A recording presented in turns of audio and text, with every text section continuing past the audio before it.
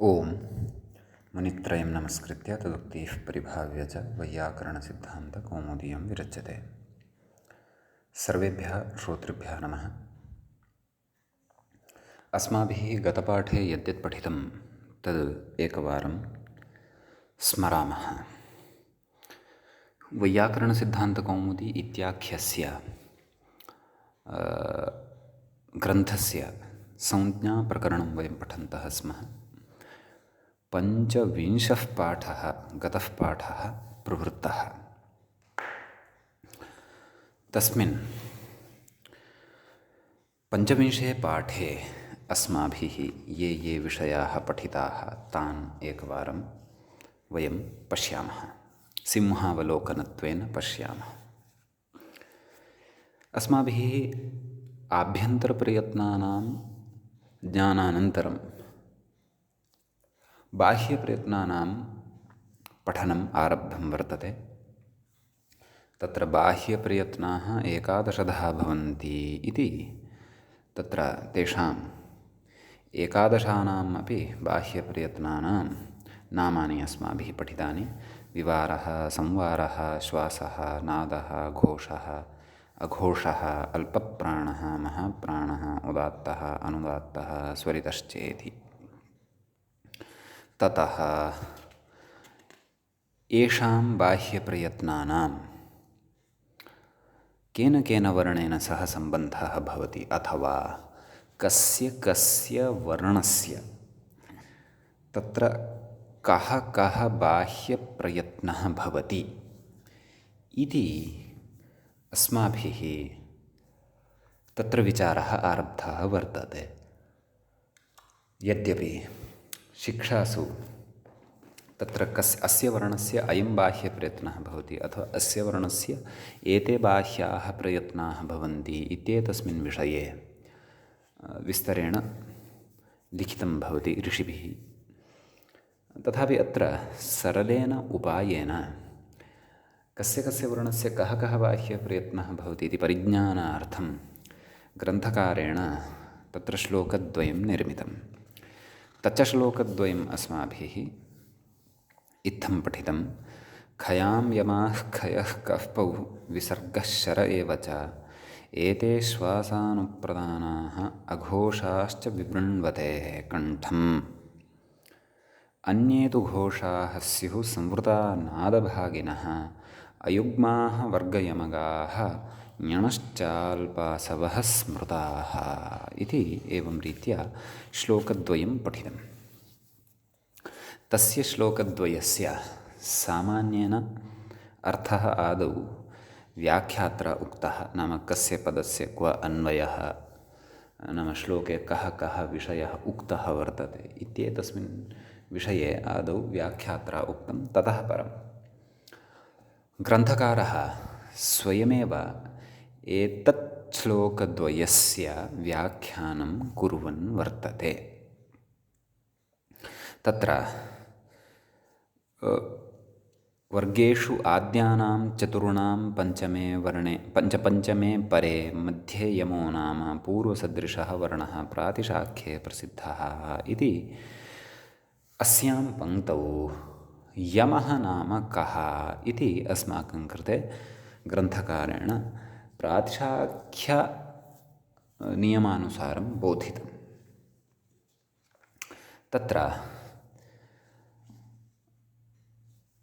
तत्तद्वर्णानां बाह्यप्रयत्नाः एते भवन्ति इत्येतद् वक्तुं यत् श्लोकद्वयं पूर्वं निर्मितं, खयां यमाः खयः कफौ इत्यादि श्लोकद्वये प्रथमः यः श्लोकः, प्रथमे श्लोके अपि प्रथमः यः पादः, तत्र यमानां या चर्चा कृता, नाम खयां यमाः, तत्र खै प्रत्याहारस्तु अस्माकं स्पष्टः वर्तते। परन्तु खै प्रत्याहारे अन्तर्भवन्ति ये वर्णाः तेषां वर्णानां ये यमाः इति तत्र अर्थः ज्ञातः भवति।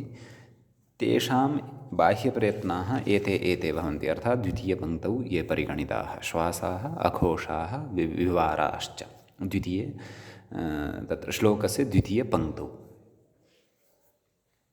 तत्र यमाः नाम के इति अस्माभिः काचित् चर्चा ह्यः आरब्धा। तत्र इदमपि ज्ञातं यत् पङ्क्तेः अस्याः समन्वयनार्थं, कस्याः समन्वयनार्थं, वर्गेषु आद्यानां चतुर्णां पञ्चमे परे। तत्र वर्गेषु आद्यानां चतुर्णाम् इति एतदनन्तरम् एकैकस्मात् इत्यस्य पदस्य अध्याहारः कर्तव्यः इत्यपि कश्चन विषयः अस्माभिः ह्यः दृष्टः। सः अध्याहारः कुतः कर्तव्यः इति चेत् तत्र षष्ठीविभक्तिः या वर्तते, निर्धारणषष्ठी या वर्तते आद्यानां चतुर्णां, तस्याः निर्धारणषष्ठ्याः अपि तत्र सङ्गतिः भवतु। सा षष्ठी, अन्यथा सा षष्ठी असाधुत्वं भजते। कुतः? यतः परशब्दयोगे पञ्चमी विभक्तिः एव भवति, षष्ठी विभक्तिः तु न भवति। अतः प्रकृते परशब्देन योगः कृतः अस्ति इति कृत्वा अत्र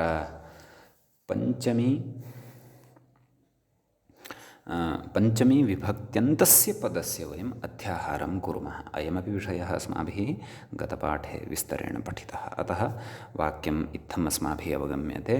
वर्गेषु नाम कादयः ये पञ्चवर्गाः वर्तन्ते, तेषु वर्गेषु आद्येषु चतुर्षु, आद्यानां चतुर्णाम् अर्थात् आद्येषु चतुर्षु। कुतः?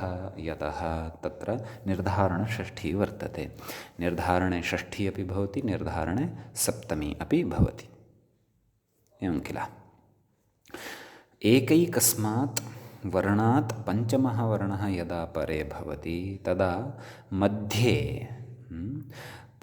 यमो नाम अर्थात् यमः इति पूर्वसदृशवर्णः, नाम इत्यस्य अर्थः तत्र इति भवति।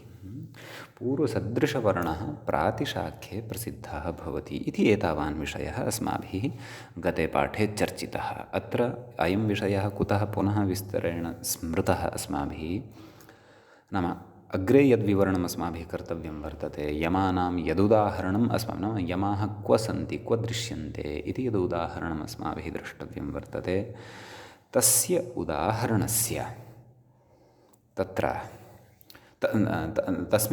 तेषु उदाहरणेषु यमां परिचयं वयं स्पष्टतया यथा जानीयाम तदर्थम्।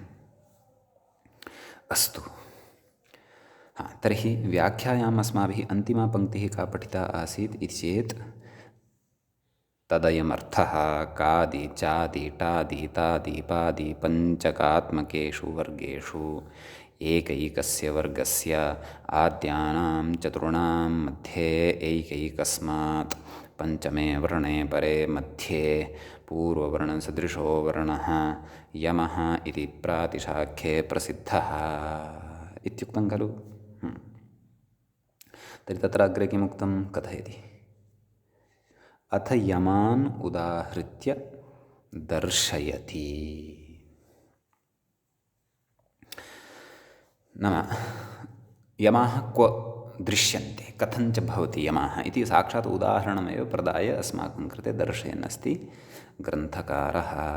कथयति अग्रे व्याख्याता। तर्हि या अन्तिमा पङ्क्तिः अधुनैव अस्माभिः पठिता गतपाठे, प्रातिशाख्ये प्रसिद्धः इति यमः इति प्रातिशाख्ये प्रसिद्धः, एतावत्पर्यन्तम् अस्माभिः गतपाठे पठितम्। इतः अग्रे षड्विंशः पाठः संज्ञाप्रकरणस्य अस्माकम् एषः आरब्धः भवति।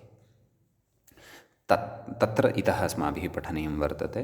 अथ यमान् उदाहृत्य दर्शयति इति।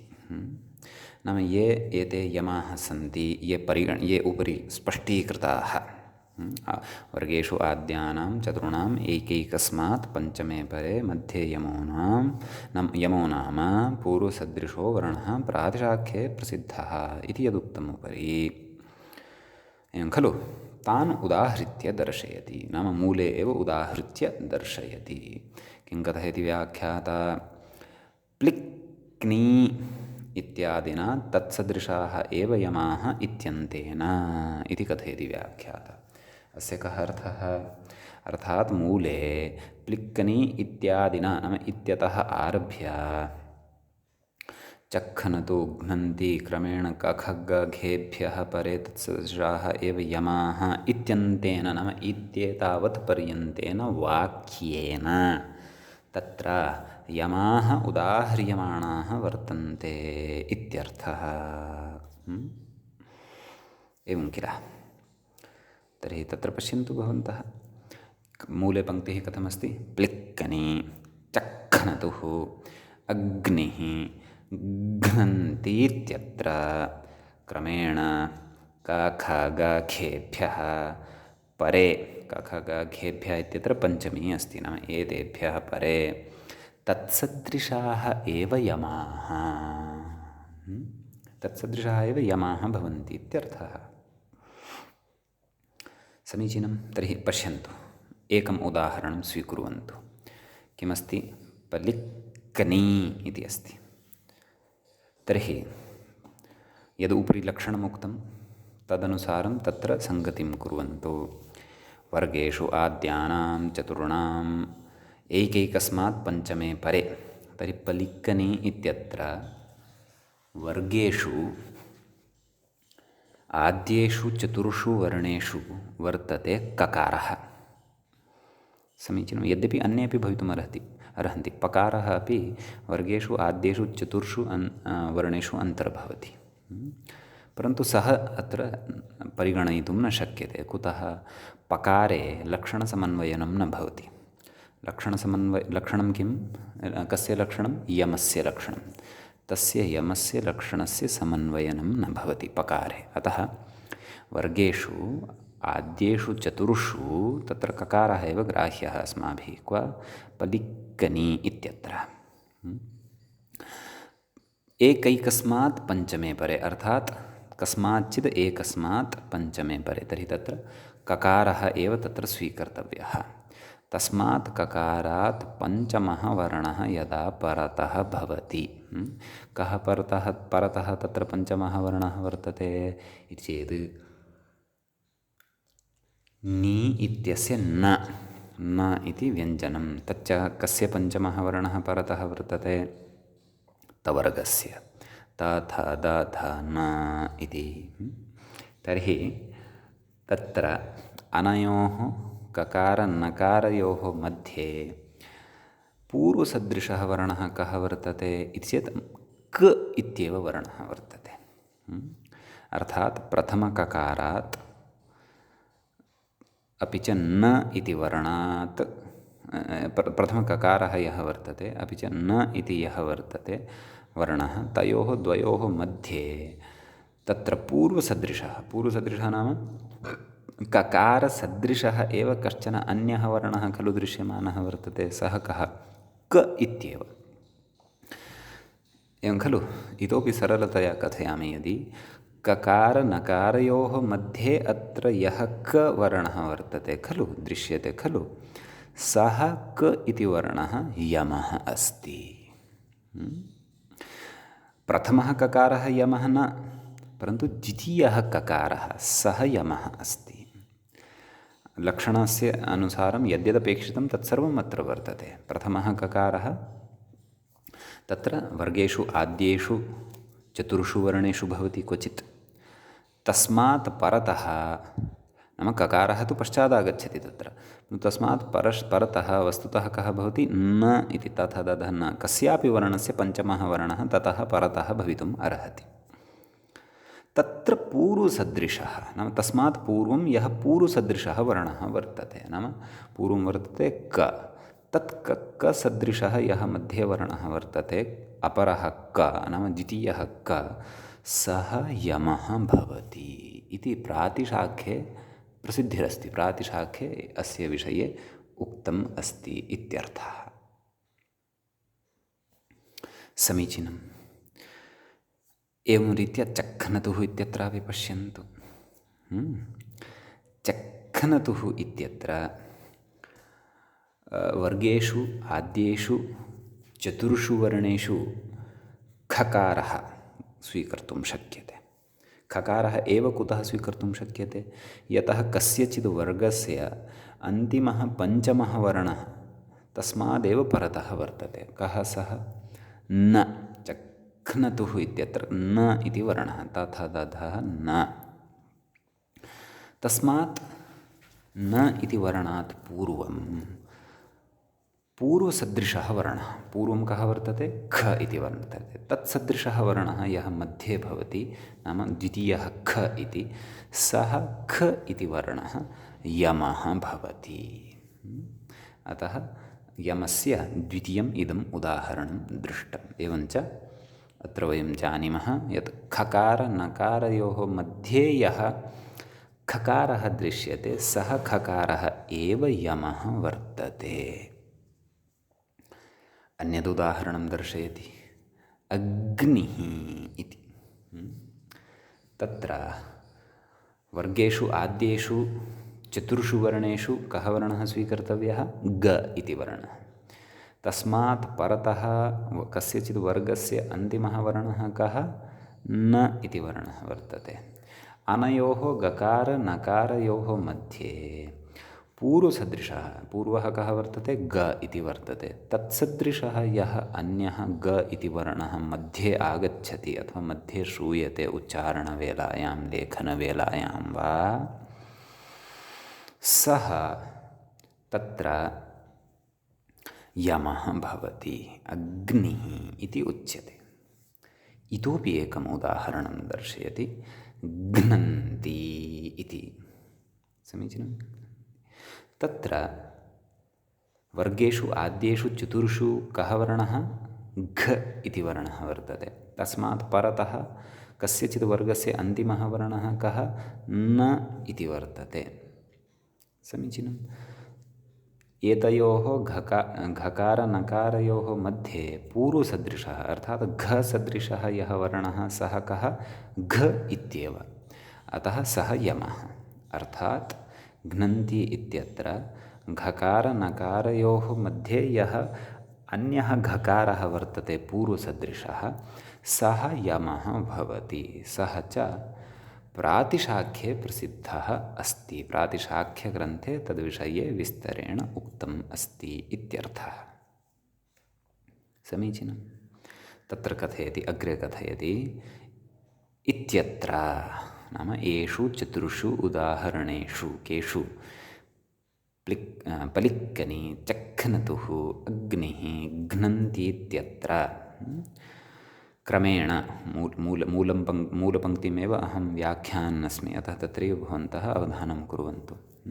इत्यत्र क्रमेण काखागाघेभ्यः कश्च घश्च गश्च घश्च काखगघाः तेभ्यः काखगघेभ्यः नाम पलिक्कनि इत्यत्र ककारात् परतः चक्खनतुः इत्यत्र खकारात् परे अग्निः इत्यत्र गकारात् परतः घ्नन्ति इत्यत्र घकाराच्च परतः तत्सदृशाः एव यमाः नाम ते यथा द्रष्टुं वर्तन्ते, काखगघाः एते वर्णाः यथा द्रष्टुं वर्तन्ते तत्सदृशाः एव तत्र मध्ये वर्णाः ये दृश्यन्ते ते एव यमाः भवन्ति इत्यर्थः।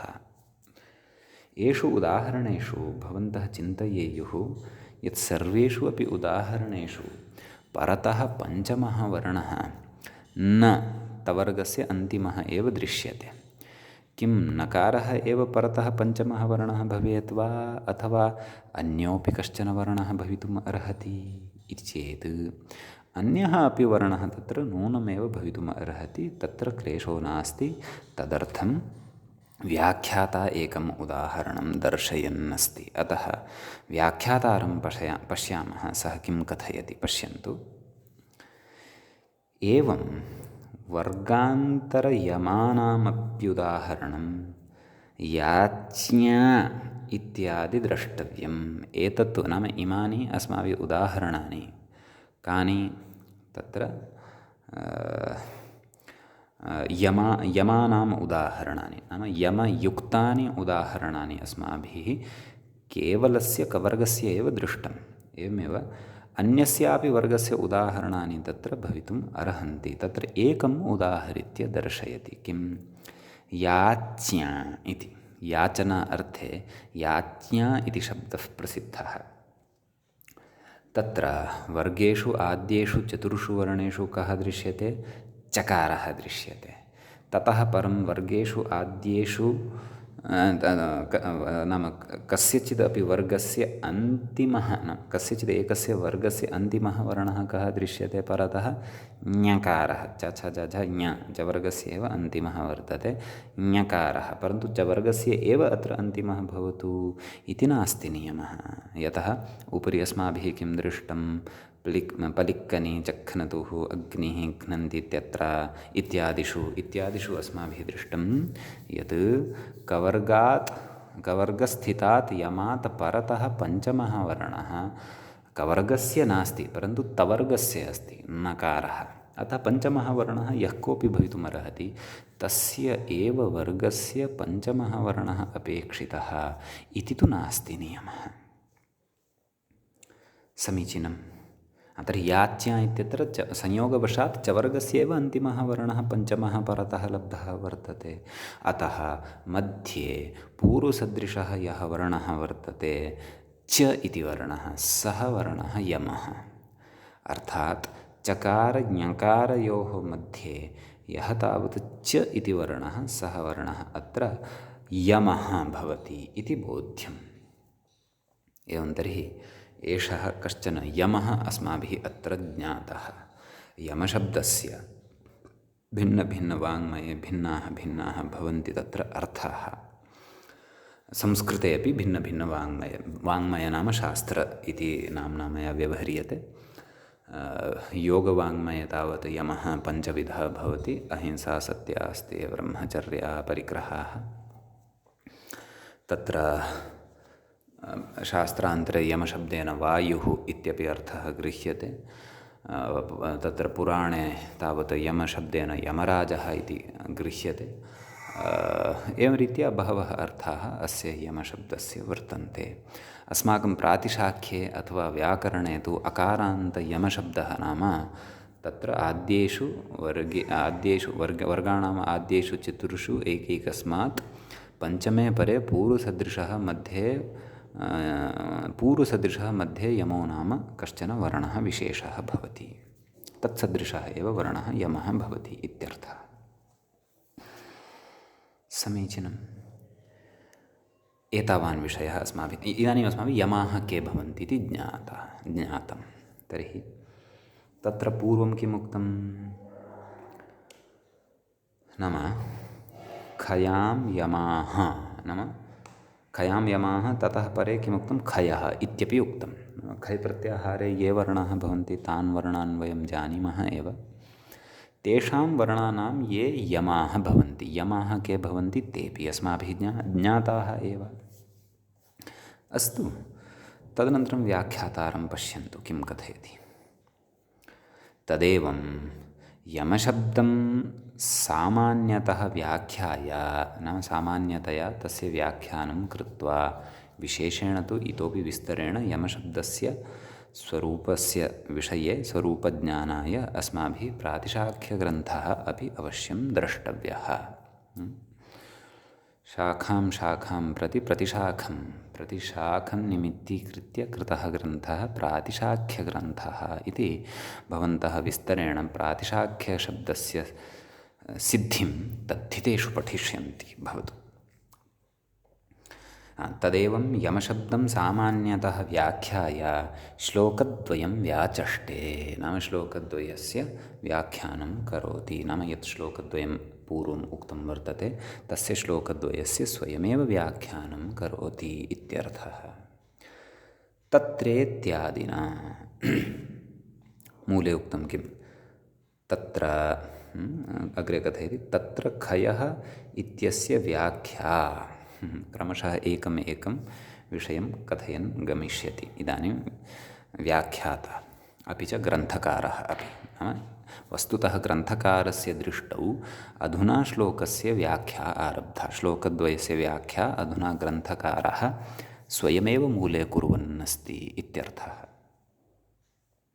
एवञ्च तत्र नाम तस्मिन् श्लोके कथयति खय इत्यस्य व्याख्या। श्लोकस्य आरम्भः एव एवं जातः वर्तते खलु, खयां यमः खयः कः पौ इति।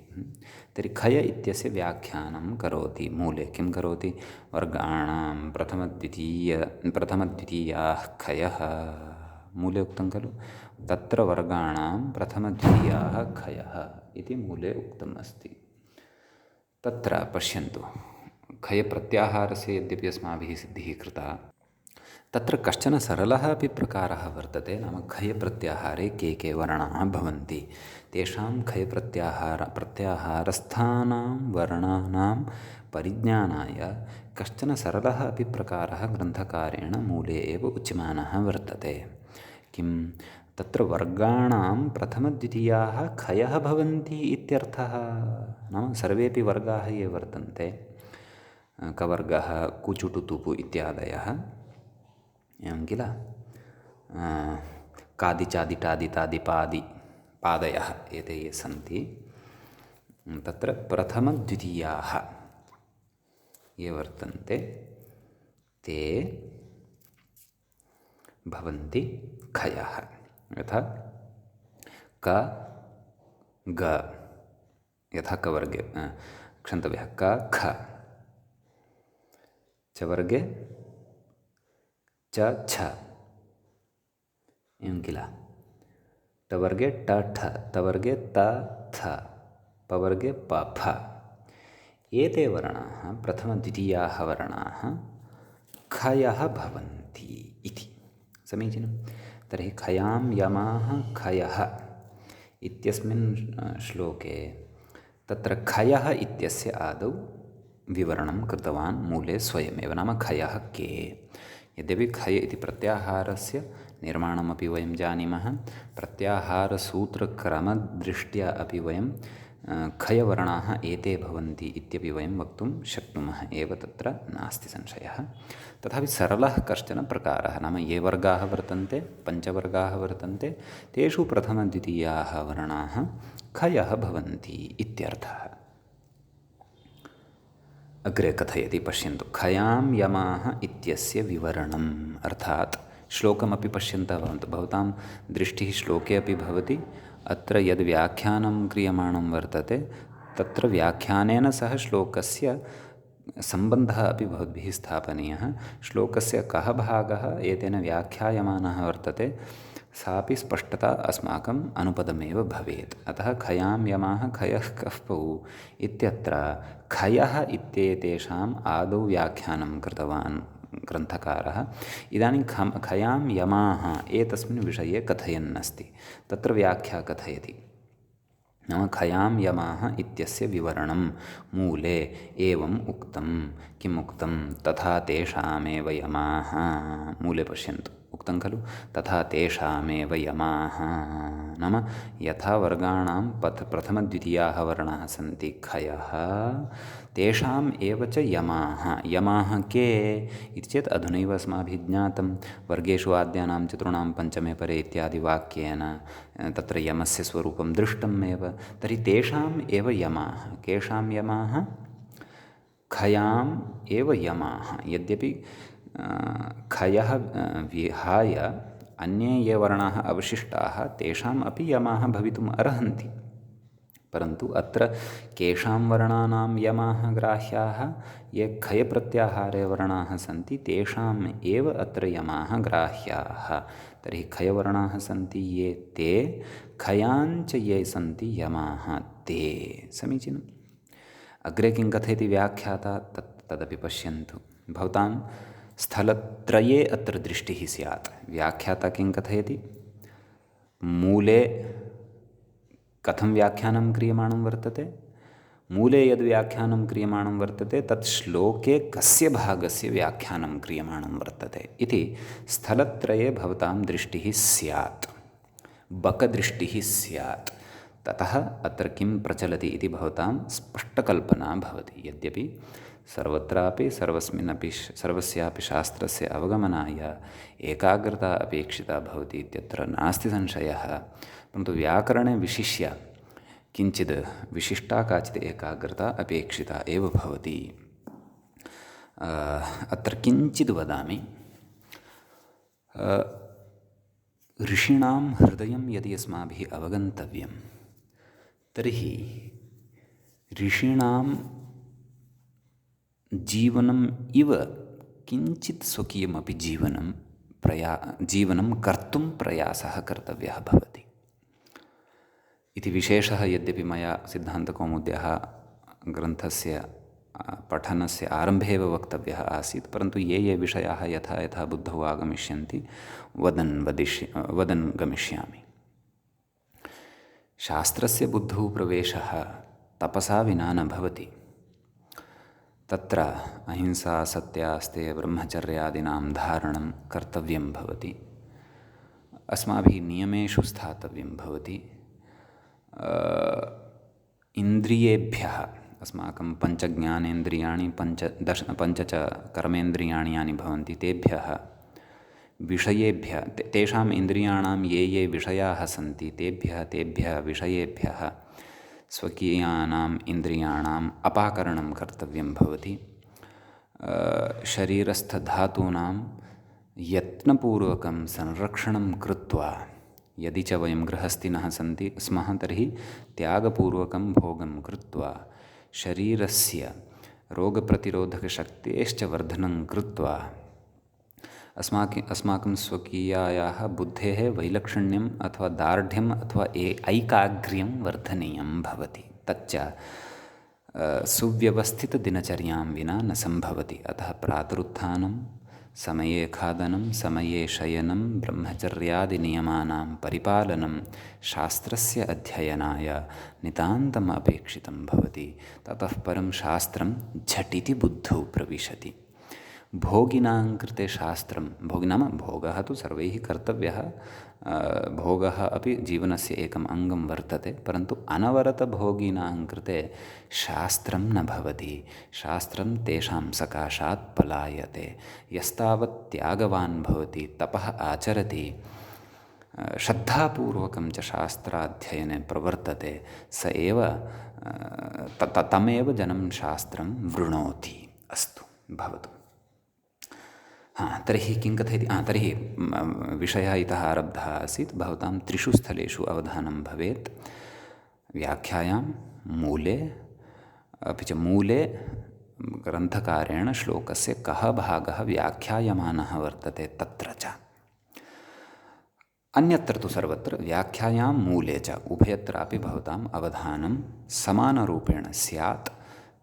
व्याख्या तत्र मूलस्य कं भागम् आदाय प्रचलन्ती वर्तते, अथवा मूलस्य कं भागम् आदाय व्याख्यात्र तत्र विचारः क्रियमाणः वर्तते इति भवद्भिः तत्र समानरूपेण दृष्टिः कर्तव्या भवति। अस्तु, किं कथयति? अह्कःपौ इत्यस्य विवरणम् इति अग्रे कथयति।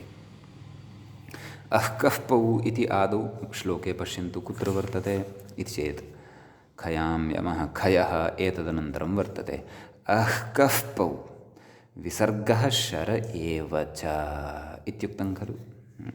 अस्य उच्चारणविषये आगते काले कथयिष्यामि अग्रे जिह्वामूलीयस्य उपद्मानीयस्य च। किं कथयति? अह्कःपौ इत्यस्य विवरणं। किं विवरणं कृतवान् मूले इति चेत् जिह्वामूलीयोपद्मानीयौ इति। पश्यन्तु उपरि मूले तथा तेषामेव यमाः। एतदनन्तरं किम् उक्तवान्? जिह्वामूलीयोपद्मानीयौ इति। नाम तत्र श्लोके ककारात् पूर्वम् अर्धविसर्गसदृश तुल्यः अर्धविसर्गसदृशम् एकं चिह्नं वयं पश्यन्तः स्मः खलु।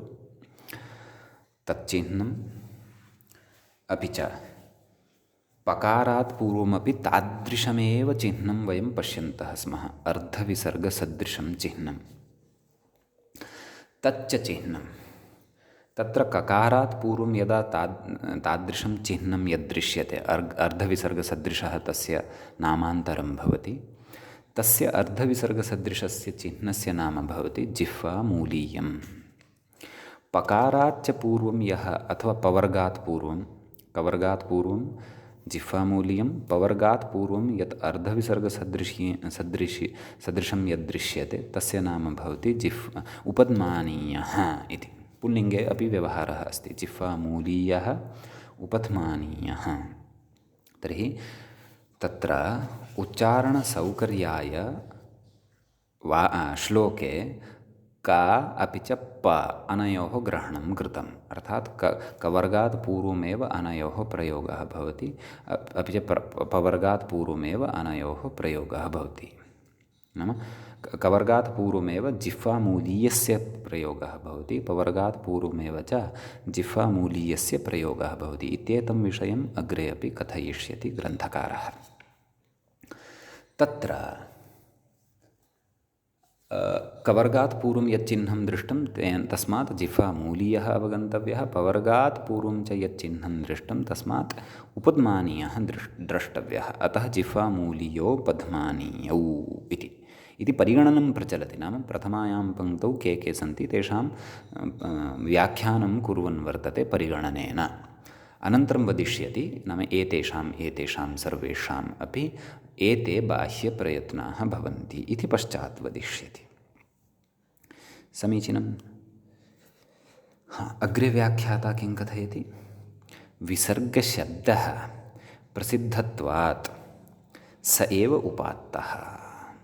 नाम जिह्वामूलीय उपध्मानीयानन्तरं श्लोके किम् अस्ति? विसर्गः इत्यस्ति। अतः किं कथयति तद्विषये व्याख्याता?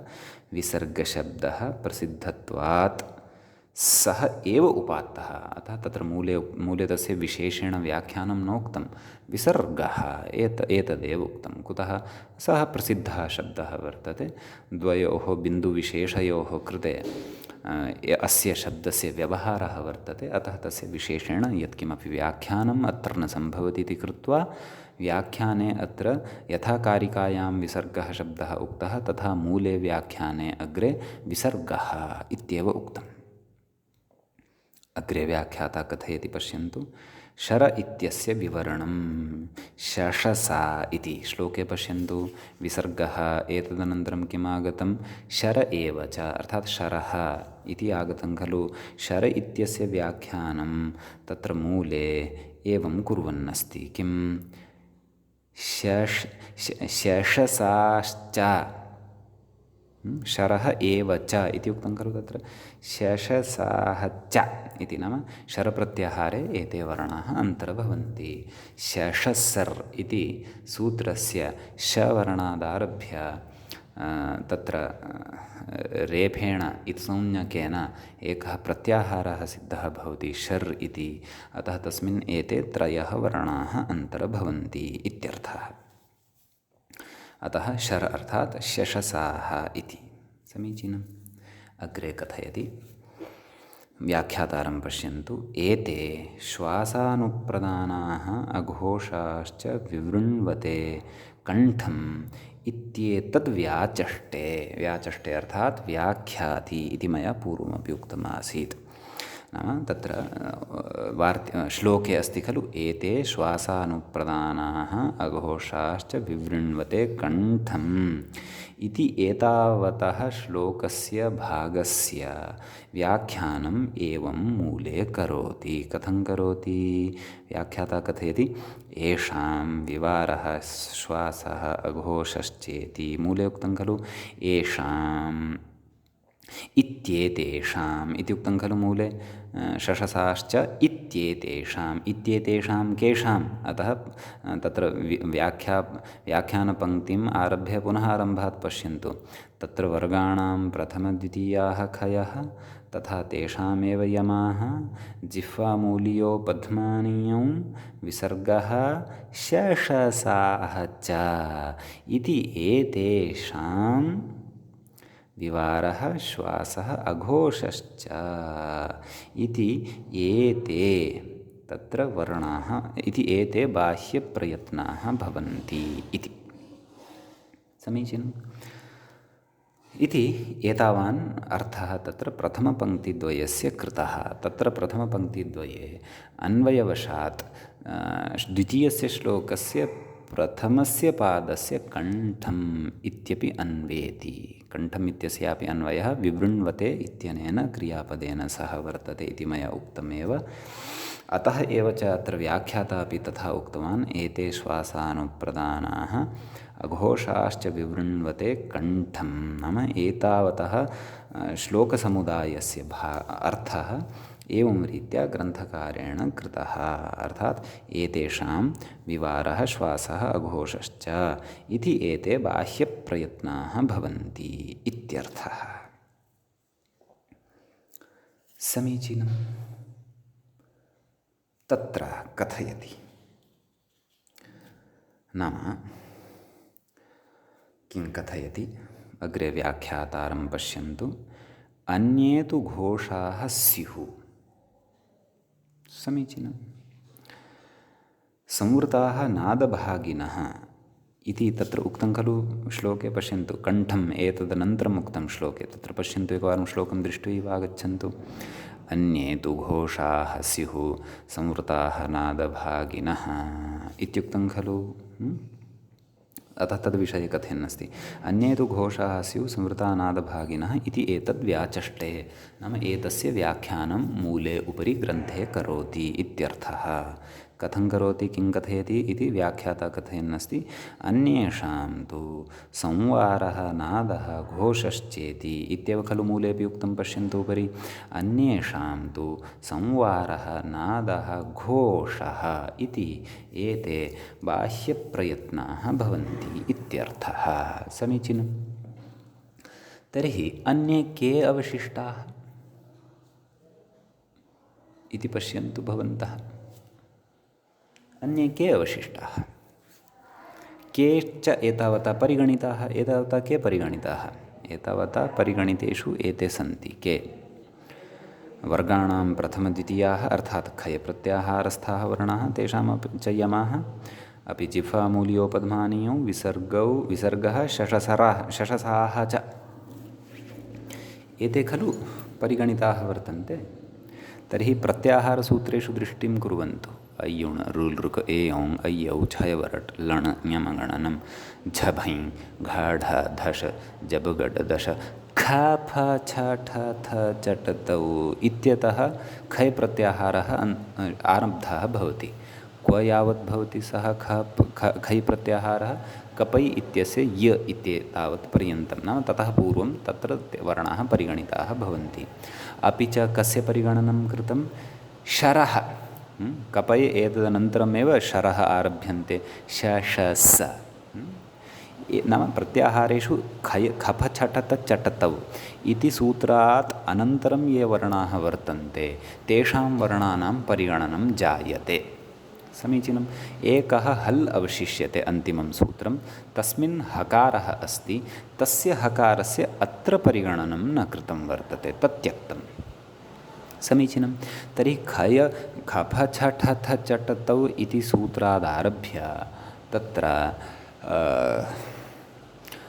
कपय इति सूत्रं यावत् ये वर्णाः अत्र श्लोकस्य प्रथमायां पङ्क्तौ परिगणिताः सन्ति तान् विहाय अन्ये वर्णाः के अवशिष्टाः प्रत्याहारसूत्रेषु इति चेत् तत्र अयुण इत्यतः आरभ्य रुल् ऋक् एयोङ् अय्यौ छयवरट् लण् ञमगणनं झभञ् घढ धश्, तत्र घडदश् जबगड दश् इति जबगड दश् यावत् वर्णाः अवशिष्टाः वर्तन्ते। तत्रापि वयं स्वरान् त्यजामः, स्वरान् न स्वीकरिष्यामः, तेषां बाह्यप्रयत्नाः अग्रे वक्ष्यन्ते। वयं हयवरट्तः आरभ्य परिगणनं कुर्मः। तत्र हयवरट् इति सूत्रस्य हकारादारभ्य जबगड दश इति सूत्रस्य श इति वर्णं यावत् हश् इति प्रत्याहारः भवति। हश् इति प्रत्याहारे ये वर्णाः अवशिष्टाः ते वर्णाः एव अत्र अन्यशब्देन ज्ञातव्याः इत्यर्थः। अत्र नाम क्व श्लोके किम् उक्तं पश्यन्तु। श्लोके उक्तम् अन्ये तु घोषाः स्युः, अर्थात् अन्ये के, अन्ये अर्थात् हषः इत्येव अर्थः। नाम हयवरट् इति सूत्रादारभ्य जबगडदश् इति शकारं यावत्, शकारात् पूर्वं ये वर्णाः भवन्ति ते वर्णाः अन्ये, नाम ते एव अवशिष्टाः खलु। खप छटत च खय अपि च शर् इति प्रत्याहारद्वयं विहाय ते एव वर्णाः अवशिष्टाः। ये यमाः परिगणिताः ते तु खयामेव यमाः सन्ति। ये च जिह्वामूली उपध्मानीयाः परिगणिताः ते तु पृथक्, सः तु पृथक् विषयः वर्तते। विसर्गोऽपि पृथक् विषयः वर्तते। यद्यपि जिह्वामूलीयः उपध्मानीयः विसर्गः अनुस्वारः एते सर्वेपि यद्यपि प्रत्याहारसूत्रेषु एव अन्तर्भवन्ति, परन्तु प्रत्याहारसूत्रेषु एते अन्तर्भवन्ति यदि, तर्हि क्व पठ्यन्ते न दृश्यन्ते खलु चेत् एतस्य विषये रहस्यस्य उद्घाटनम् अग्रे भविष्यति। यत्र भविष्यति तत्रैव वदिष्यामः। सद्यः इदमेव चिन्तयन्तु। जिह्वामूलीयौ पद्मानीयौ विसर्गः अनुस्वारः एते सर्वे, एतेषामपि अन्तर्भावः प्रत्याहारसूत्रेषु एव वर्तते, परन्तु न दृश्यन्ते एते। इन्ड्विसिबल् नाम अदृश्यरूपेण एते भवन्ति, परन्तु प्रत्याहारसूत्रेषु अपि क्व अदृश्यरूपेण एते तिष्ठन्ति इत्येतस्मिन् विषये अपि वयम् अग्रे पठिष्यामः। भवतु तर्हि अन्ये तु घोषाः स्युः। अन्ये नाम के, अर्थात् हषः इत्यर्थः। अन्ये ये वर्णाः सन्ति ते तत्र घोषाः, तेषां बाह्यप्रयत्नाः के भवन्ति, संवारः, नादः, घोषाः च। अतः इदानीम् अस्माकं बुद्धौ तत्र स्पष्टा काचित् कल्पना वर्तते। नाम तत्र खै प्रत्याहारस्थाः वर्णाः अपि च शर् प्रत्याहारस्थाः वर्णाः भवन्ति। विवारः नाम तेषां बाह्यप्रयत्नाः भवन्ति क्रमशः विवारः, श्वासः, अघोषश्च। अवशिष्टाः ये सन्ति हश् प्रत्याहारस्थाः वर्णाः, तेषां बाह्यप्रयत्नाः भवन्ति संवारः, नादः, घोषश्च। अपि च अवशिष्टाः ये स्वराः तेषां तु बाह्यप्रयत्नाः भवन्ति उदात्तः, अनुदात्तः, स्वरितश्चेति। अस्तु भवतु। नाम अग्रे पश्यन्तु। अग्रे व्याख्याता किं कथयन्नस्ति। अयुग्मा वर्गयमगाः इत्येतद्व्याचष्टे। तत्र उक्तं खलु अयुग्माः वर्गयमगाः इति। कुत्र उक्तम् इत्येतत् श्लोकमेव पश्यन्तु। श्लोके अयुग्माः वर्गयमगाः इति द्वितीयश्लोकस्य तृतीयपादे उक्तं खलु। इत्येतद् व्याचष्टे नाम एतस्य व्याख्यां करोति। कथं व्याख्यां करोति तत् पश्यन्तु।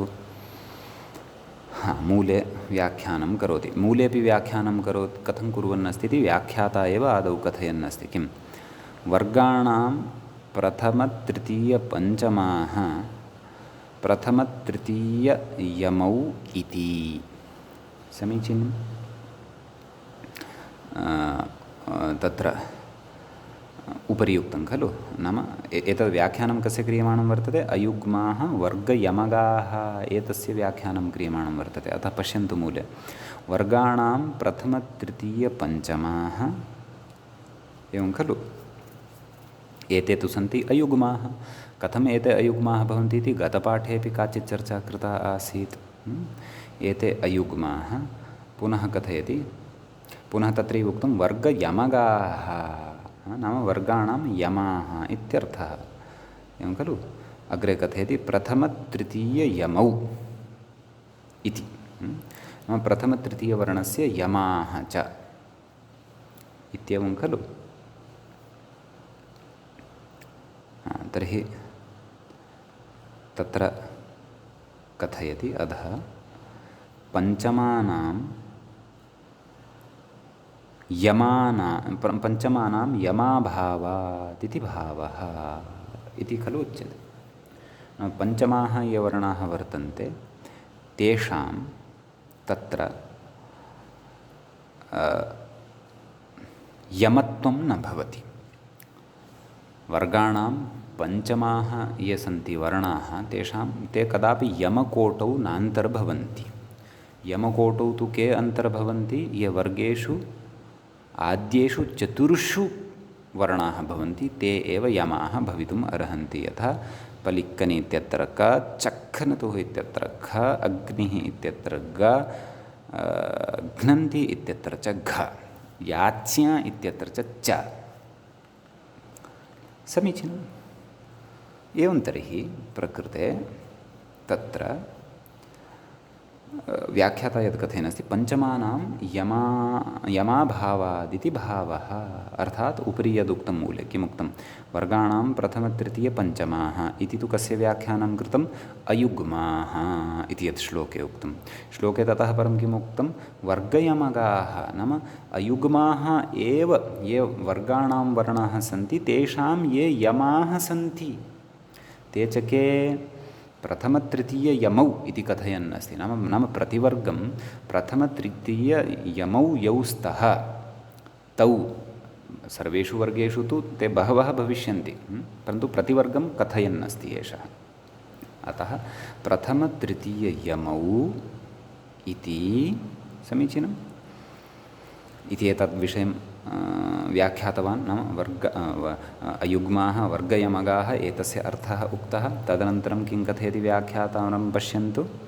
यणश्चाल्पासवः स्मृताः इति एतद्व्याचष्टे, नाम तत्र श्लोके अन्तिमे पादे यदुक्तं यणश्चाल्पासवः स्मृताः नाम यणः च अल्पासवः स्मृताः तस्य व्याख्यानं करोति इत्यर्थः। किं व्याख्यानं करोति? यरलवाश्च अल्पप्राणाः इति तद् उक्तमेव उपरि खलु। यरलवाः च अल्पप्राणाः भवन्ति इत्यर्थः। यणश्च अल्पासवः, अल्पः असुः, असुः अर्थात् प्राणः, प्राणः अर्थात् वायुः, अल्पः असुः प्रयुज्यते येषाम् उच्चारणार्थं ते इमे वर्णाः अल्पासवः अर्थात् अल्पप्राणवर्णाः भवन्ति इत्यर्थः। समीचीनम् इति व्याख्यातम् अत्र। नाम अल्पप्राणवर्णाः एते एव भवन्ति। वर्गाणां प्रथमतृतीयवर्णाः तेषां यमाः, अपि च यरलव एते वर्णाः एतेषाम् अल्पप्राणः इति इत्याख्यः तत्र बाह्यप्रयत्नः भवति इत्यर्थः। अल्पप्राणः महाप्राणः इति एतद्वयमपि बाह्यप्रयत्नेषु परिगणितमेव अस्ति खलु। अतः अग्रे कथयन् अस्ति व्याख्याता, तत् पश्यन्तु। ननु श्लोकद्वये महाप्राणः एतेषाम् इति नोक्तं, नाम एतेषां महाप्राणः भवति इति श्लोकद्वयेपि नोक्तं खलु, वक्तव्यं खलु। अतः कथयति अतः न्यूनता इति आशङ्क्य तदपि परिशेषात् उक्तप्रायम् इत्यत आह इत्याह। नाम तत्र महाप्राणानां विषये उक्तं न दृश्यते, तर्हि कथं तत्र सङ्गतिः कर्तव्या इति चेत् तत्र नाम परिशेषत्वात् तदपि उक्तमेव अस्ति। नाम तत्र एकस्य ग्रहणं यदि कृतं तर्हि पक्षान्तरे यत् स्थितं वर्तते तस्यापि ग्रहणं जायते एव किल। महाप्राणाः एते वर्णाः उक्ताः, तर्हि अवशिष्टाः ये वर्णाः क्षन्तव्यः, अल्पप्राणाः एते वर्णाः भवन्ति इत्युक्तं, तर्हि अवशिष्टाः सन्ति ये वर्णाः ते वर्णाः तत्र महाप्राणवर्णाः भवन्ति इति स्वयमेव बोधो जायते। तथापि स्पष्टतार्थम् अधुना अत्र व्याख्याने तं विषयम् अस्ति कथयन्, एवं किल।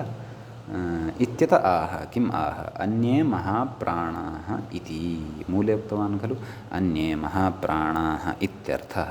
तर्हि एते अन्ये के सन्ति इत्येतस्य व्याख्यानम् अग्रे कुर्वन् अस्ति व्याख्याता। पश्यन्तु, नाम अन्ये प्रथमतृतीयवर्णान् विहाय अन्ये के अवशिष्टाः? द्वितीयचतुर्थाः खलु, तद्विषये कथयन् अस्ति। वर्गाणां द्वितीयचतुर्थाः अपि च द्वितीयचतुर्थयमाः शेषसाश्च, एवं खलु।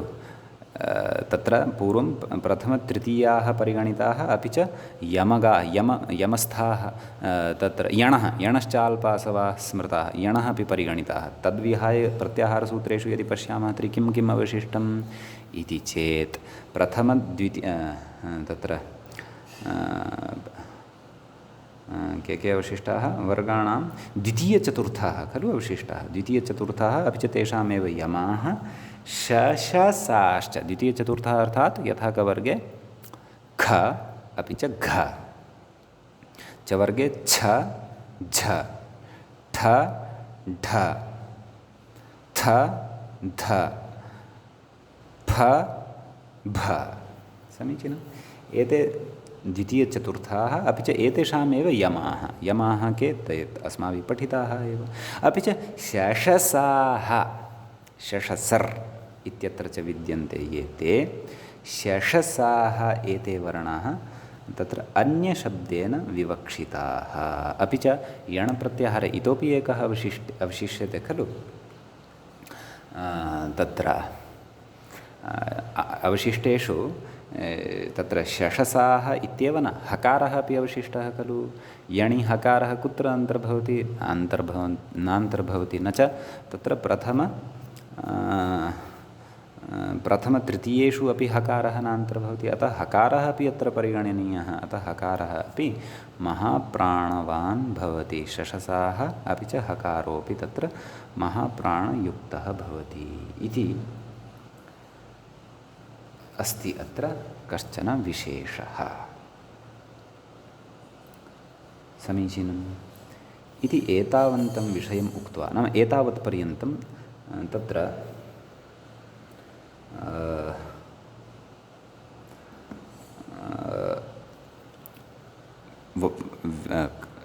तत्र बाह्यप्रयत्नानां विषये यत् श्लोकद्वयं निर्मितं तत् श्लोकद्वयम् अत्र व्याख्यातं तर्हि अस्माभिः एतावता किं ज्ञातं नाम खयः शरः च एतेषां बाह्यप्रयत्नाः भवन्ति